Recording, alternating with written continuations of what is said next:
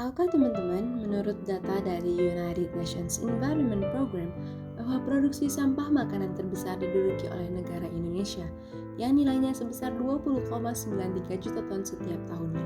Dan hal ini yang menyebabkan kerugian negara hingga mencapai 213 sampai 515 triliun per tahun, atau sebesar 4-5% dari produk domestik bruto Indonesia.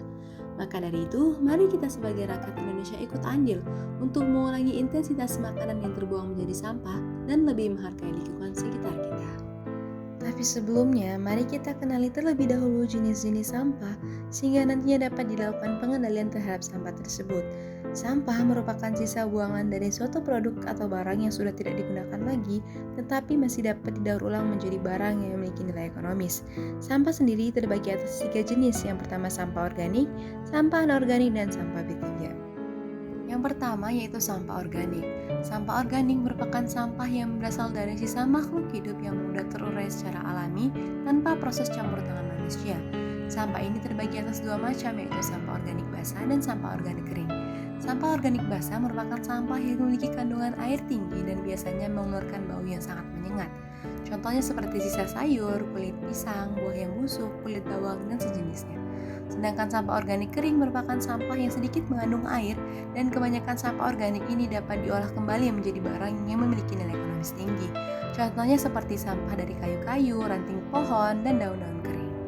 Kemudian yang kedua yaitu sampah anorganik. Sampah anorganik merupakan sampah yang sudah tidak dapat dipakai lagi dan sulit untuk terurai. Dan sampah ini dapat menyebabkan pencemaran terhadap tanah. Contohnya yaitu sampah plastik, kaleng minuman, kresek, ban bekas, besi, barang elektronik, dan lain-lainnya. Yang ketiga yaitu sampah B3, bahan beracun dan berbahaya. Sampah ini dapat diartikan sebagai suatu buangan atau limbah yang sifat dan konsentrasinya mengandung zat yang beracun dan berbahaya. Contohnya seperti baterai, bahan-bahan elektronik rusak, bekas mengharum ruangan, pemutih pakaian, pembersih lantai, dan pengkilap kayu. Namun, teman-teman harus tahu bahwa dari setiap jenis sampah yang dipaparkan tadi memiliki manfaatnya masing-masing jika dikelola dengan baik. Contohnya seperti sampah organik dapat dijadikan kompos atau pupuk organik, sebagai bahan tambahan untuk pakan ternak, dan sebagai bahan untuk biogas maupun listrik.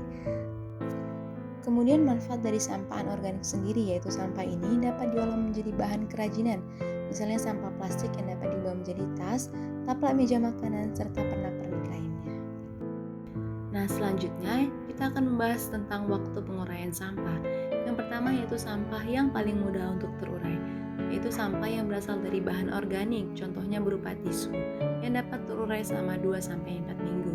Kemudian sampah yang sulit untuk terurai, contohnya yaitu sampah dari bahan anorganik maupun B3, seperti kap plastik yang dapat terurai selama 50 tahun, dan kemudian baterai yang dapat terurai selama 100 tahun.